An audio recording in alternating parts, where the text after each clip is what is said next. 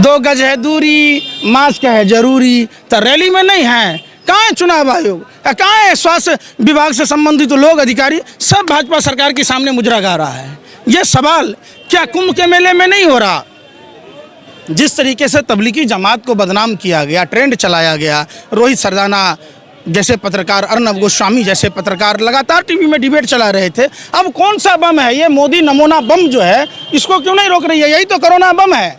Corona virus से भी ज़्यादा खतरनाक नमूना वायरस है जो देश के लिए हानिकारक है। आप समझिए, आप हिंदू धर्म क्या कहता है कि जो निषाद समाज भगवान राम को नदी पार कराया, उसके साथ प्रधानमंत्री ने फ्रॉड किया, तो हिंदू धर्म खतरे में नहीं है? आप लोगों को नहीं दिखता? आपको दिनौदी है कि रतौदी है कि आपको नहीं दिखता है? वो लक्ष्मी देवी को 24 लाख बेघर लोगों को घर देने की बात खुद प्रधानमंत्री ने कहा, और प्रधानमंत्री ने उसके साथ फ्रॉड किया, चीटिंग किया। देश के किसी मीडिया को नहीं दिख रहा।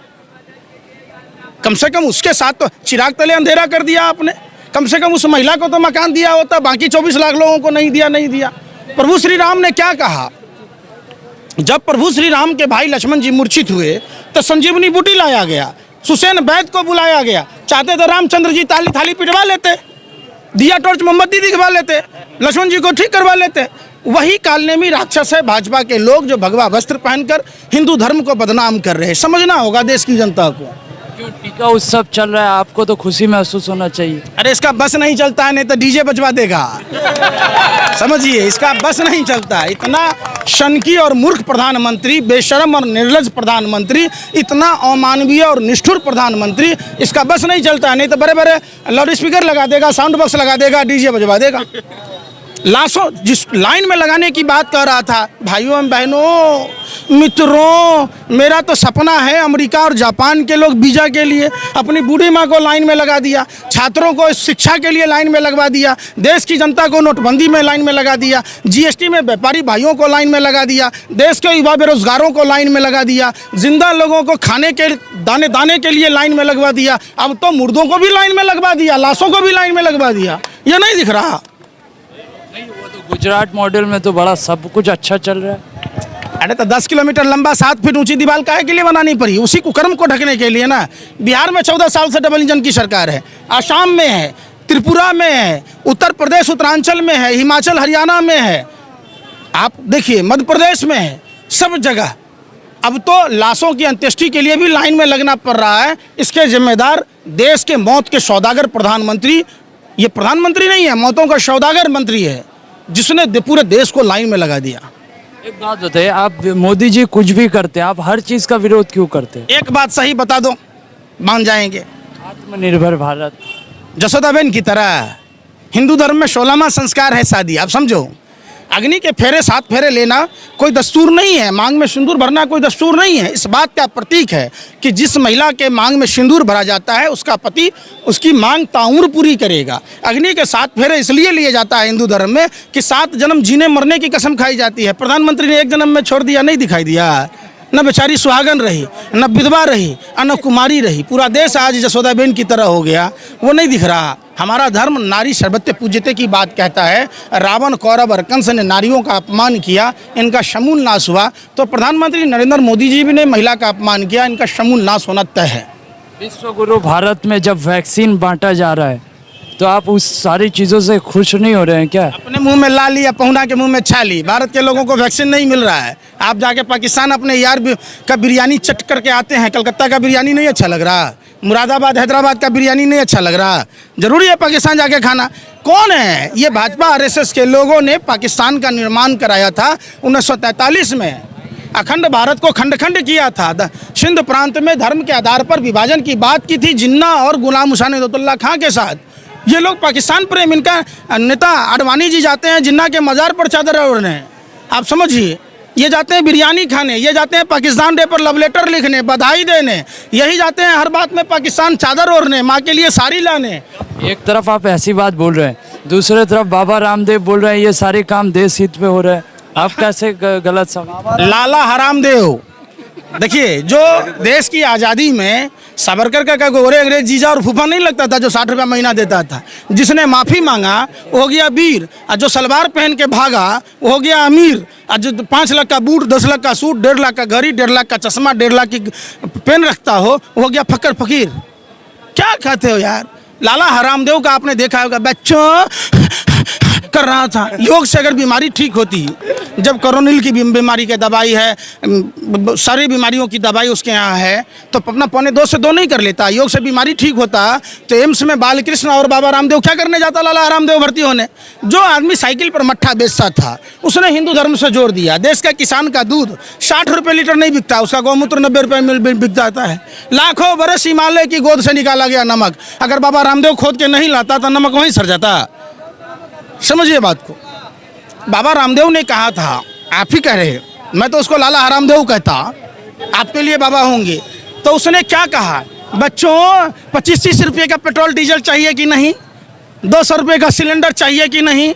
200 करोड़ रुपया हर गांव को दिलाने वाला था, जो अमेरिका और ब्रिटेन से आगे ले जाने की बात कर रहा था, जो काला धन की इतनी बड़ी 500 की गड्डी का सीढ़ी लगाने वाला था, जो आसमान से नीचे उतरने की बात कर रहा था, अब क्या आपने पछवाड़े में डाल लिया। कहाँ है पैसा। सवाल आप जैसे पत्रकार। आखिरी सवाल, भाजपा कह रही है 2 मई दीदी जड़ से गई। आओ बहुत हुई महंगाई की भार, आओ भगाएं भाजपा सरकार। बहुत हुए युवा बेरोजगार, आओ भगाएं भाजपा सरकार। बहुत हुआ माँ बहनों बेटियों पर अत्याचार, आओ भगाएं भाजपा सरकार। 2 मई भाजपा गई, ये देश ने देखा। 2014-2019 के चुनाव के बाद देश में जो हालात पैदा हुए, टूटी खाट फटा लंगोट, अब मर गया भाजपा को देकर वोट। सोचा था बनियान के ऊपर नई शर्ट आएगी, क्या पता था बाद में पतलून भी उतर जाएगी।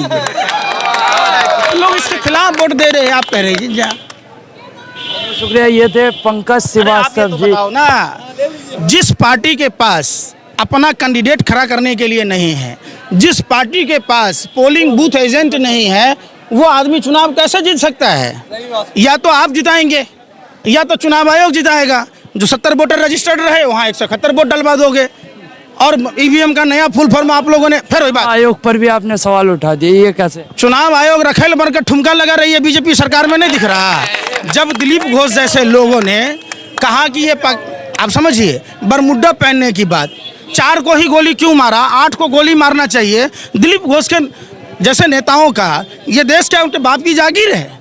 जिस तरीके से शुभेंदु अधिकारी ने बेगम कहा, क्या भाजपा का यही कल्चर है। शुभेंदु अधिकारी 4 दिन क्या भाजपा में गए हुए, और वो भी इतने गांजा पी के मशगूल है कि अपनी बहन को बेगम कहने लग गया, तो माँ को क्या कहेगा। आप समझिए, शुभेंदु अधिकारी ने कहा पाकिस्तान बन जाएगा। कैसे बन जाएगा भैया। इसका मतलब भाजपा आरएसएस के लोग देश का हमेशा बंटवारा कराते रहे और ये कराते रहेंगे। हमारे बाप दादा कितने ज्ञानी थे जो 63 सालों तक भारतीय जनता पार्टी को नहीं आने दिया। सोचिए, जो 70 साल की हुकूमत पूर्ववर्ती सरकारों की थी, उसको 6 साल में इन्होंने छीछा लेदर कर दिया।